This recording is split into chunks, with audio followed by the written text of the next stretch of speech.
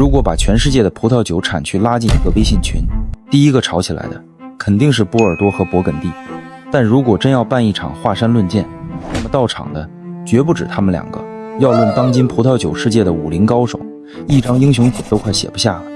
今天我就斗胆选好了15位最具代表性的门派掌门人，咱们不搞完整，直接开启阵营战，看看这天下武林究竟分为了几股势力，谁的武功又最合你的心意。首先是第一阵营，讲究秩序与传承的名门正派。这个阵营讲究的是血统、规矩和陈年潜力，他们的武功都写在了法典里，一招一式皆有出处。这个阵营的盟主当仁不让，就是来自法国的波尔多，他的武功核心就2个字：调配。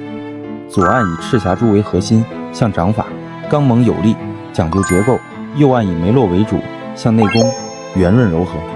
再配上点品丽珠、小味多这些奇招，为的是在任何年份都能组合出一套最稳定、最完美的招式。记住，波尔多不是一个人在战斗，他是一个讲究体系和配合的武学大家。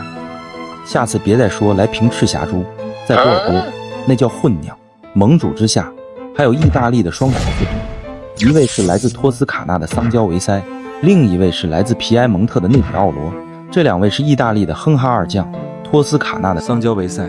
使得一手酸樱桃剑法，剑法凌厉，酸度鲜明，带着点甘草药的气息，像个游侠。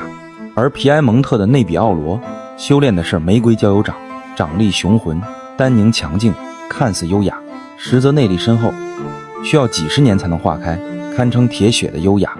这个阵营里还有一位时间智者，他就是西班牙的里奥哈。里奥哈的丹珀，也就是 Tempranillo 这个品种，本身就是个高手，但他真正的杀手锏是时间。他的武功按陈年时间分为 Crianza Reserva、Gran Reserva 3层境界，时间越久，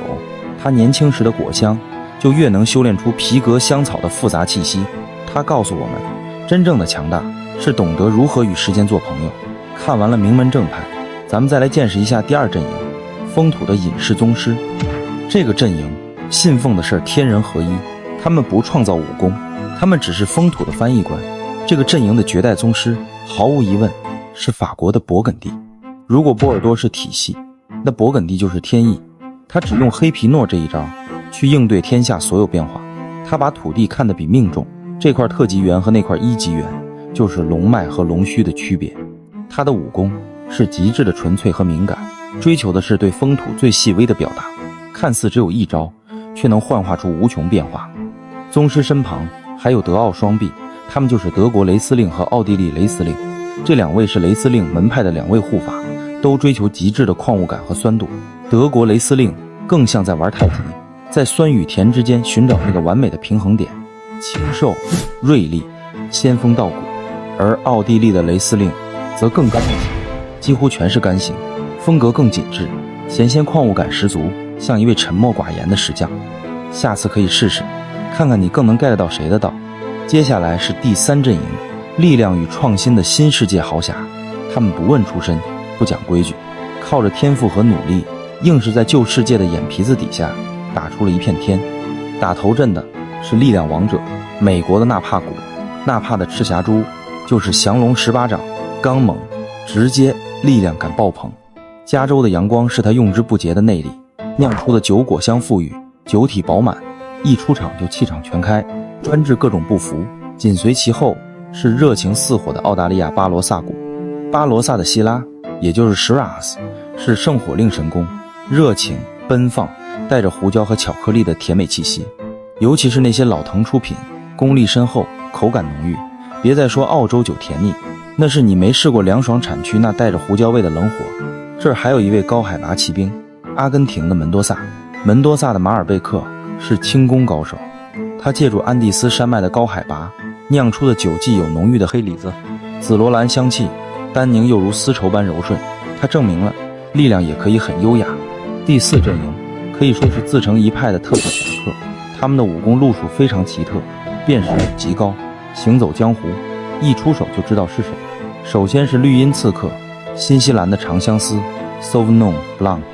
他的兵器就是那股子标志性的青草，醋栗的清味，像一把淬了绿毒的匕首，锐利醒神，让人过鼻不忘。还有一位失传宗师，智利的加美纳卡门涅，这位高手曾在波尔多失踪，后来在智利重出江湖。他的招式里总带着一丝不易查探的青椒香料气息，这是他的独门印记。最后是混血奇才，南非的皮诺塔吉，他是黑皮诺和神索的后代，血统一半高贵一半草根。早年因招式里的烟熏火燎未备受争议，但如今的青年才俊已将这门武功改良的果香充沛，独具魅力。压轴的是第5阵营，甜美的世外高人，他们不参与武林纷争，但江湖上没人敢小瞧他们的实力，他们的武功能化解一切戾气。第1位是代表着力量的甜，来自葡萄牙的波特酒，通过加强工艺，他把甜美和力量完美结合，如同一个能喝的巧克力熔岩蛋糕，功力深厚，暖人心脾。第2位是代表着冰封的甜，来自加拿大的冰酒，他在冰天雪地里修炼，将果实中的所有精华浓缩于一点，极甜又有极高的酸度来平衡，如同冰与火之歌。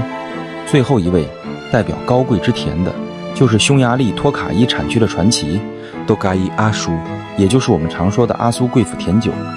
这是液体黄金，被贵腐菌亲吻过的葡萄，酿出了橘皮蜜饯、杏干和藏红花的传奇风味，是国王的甜酒，也是时间的艺术品。